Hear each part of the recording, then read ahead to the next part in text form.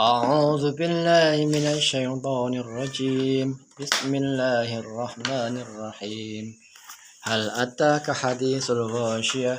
وجوه يومئذ خاشعة عاملة ناشبة تصلى نارا حامية تسقى من عين آنية ليس لهم طعام إلا من ضريع لا يسمن ولا يغني من جوع وجوه يومئذ ناعمة لسعيها راضية في جنة عالية لا تسمع فيها لاغية فيها عين جارية فيها سرر مرفوعة وأكواب موضوعة ونمارق مصفوفة وزرابي مبثوثة أفلا ينظرون إلى الإبل كيف خلقت وإلى السماء كيف رفعت وإلى الجبال كيف نصبت وإلى الأرض كيف سطحت فذكر إنما أنت مذكر لست عليهم بمسيطر إلا من تولى وكفر فيعذبه الله العذاب الأكبر